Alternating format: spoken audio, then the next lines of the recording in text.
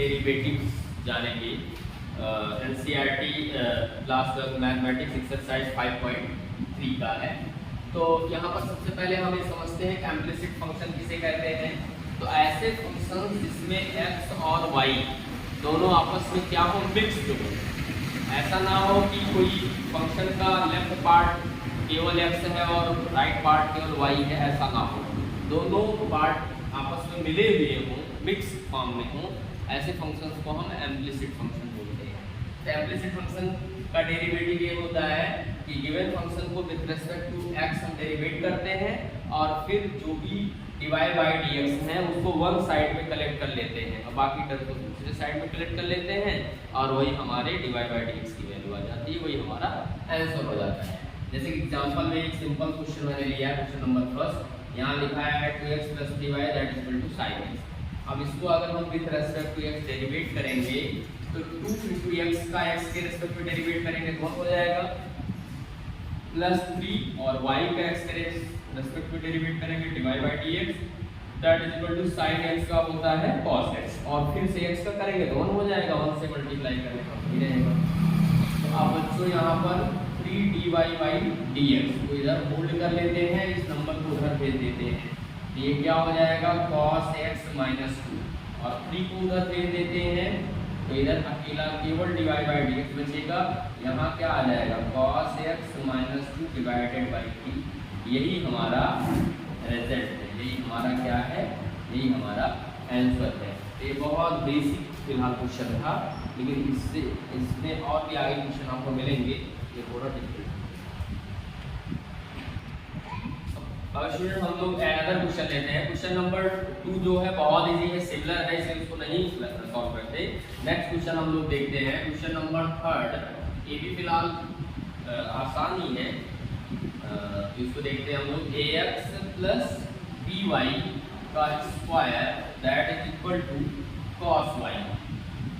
ठीक है बच्चों, यहाँ भी सिमिलरली वैसे ही हम डिफरेंशिएट करेंगे विद रिस्पेक्ट टू x के रिस्पेक्ट डिफरेंशिएट करेंगे तो a हो गया और प्लस b और यहाँ y के रिस्पेक्ट डिफरेंशिएट करेंगे तो पहले पावर के रिस्पेक्ट डिफरेंशिएट करेंगे तो इनटू 2y होगा और फिर y का डिफरेंशिएट अगेन करेंगे तो dy by dx हो जाएगा। That is equal to cos का डिफरेंशिएट करेंगे तो माइनस साइन आएगा, माइनस साइन y, अगेन इसका y का फिर से डिफरेंशिएट करेंगे तो dy by dx हो जाएगा। ठीक है, अब हम लोग क्या करते हैं, अब हम लोग जो है dy by dx को एक तरफ कलेक्ट कर लेते हैं, इस वाले टर्म को इधर लाएंगे और एक को उधर दे देते हैं। ये हमारा क्या हो जाएगा 2dy dy by dx और ये माइनस साइन के साथ है, अगर इधर आएगा तो प्लस हो जाएगा, प्लस साइन y और dy by dx that is equal to a को उधर भेजेंगे तो माइनस हो जाएगा, a को लेफ्ट में भेजेंगे, राइट में भेजेंगे सॉरी, तो माइनस ही हो जाएगा। अब यहाँ दोनों टर्म में dy by dx कॉमन है, इसको हम कॉमन ले लेते हैं। dy by dx यहाँ हो जाएगा 2dy और प्लस हो जाएगा sin y और ये हो जाएगा -3। तो इस तरह से dy by dx हमारा क्या आ गया, dy by dx that is equal to -a/2by और प्लस sin y। ये भी बहुत ही इजी क्वेश्चन था और इस तरह से इसका भी डेरिवेट आपको। स्टूडेंट्स अब हम लोग क्वेश्चन नंबर 7 करते हैं, क्योंकि इससे पहले के क्वेश्चन बहुत इजी हैं। क्वेश्चन नंबर 7 हमारा है sin स्क्वायर y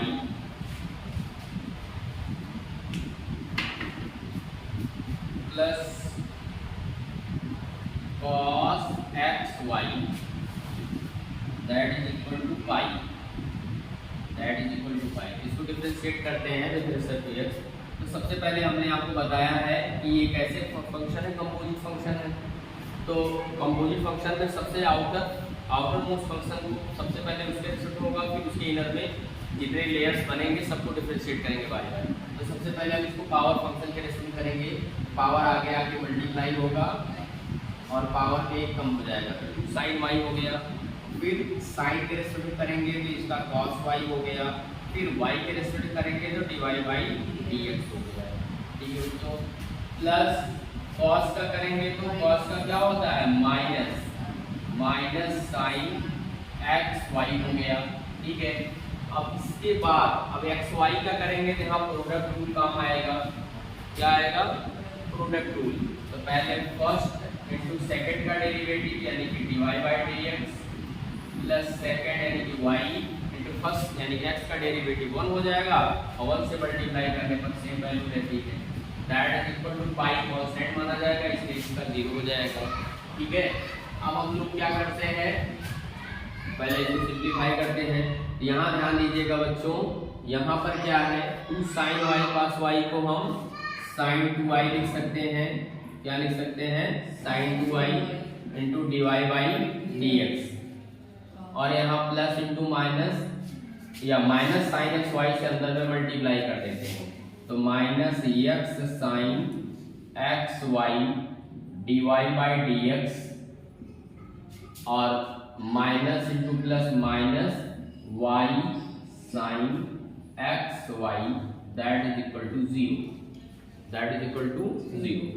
अब जिसमें dy बाई dx का टर्म नहीं है इसको हम राइट में भेज देते हैं, बाकी वाले टर्म में से dy बाई dx कॉमन ले लेते हैं। तो हमारा क्या हो जाएगा, dy बाई dx हमारा हो गया कॉमन।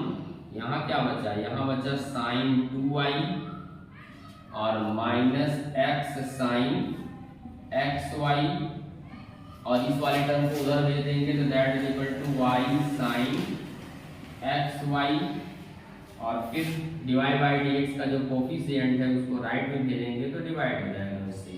तो डिवाइड बाई डी एक्स बराबर क्या होगा, y sine x Y upon में साइन 2y और minus x sine x Y. यही हमारा क्या है, यही हमारा रिजल्ट है, यही हमारा रिजल्ट है, यही हमारा आंसर है।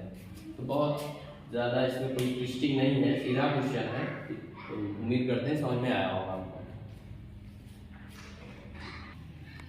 स्टूडेंट्स अब हम लोग क्वेश्चन नंबर 9 लेते हैं, एक्सरसाइज 5.3 का। तो यहाँ पर हमारा फंक्शन दिया है y equal to sine inverse 2x upon 1 plus x का स्क्वायर।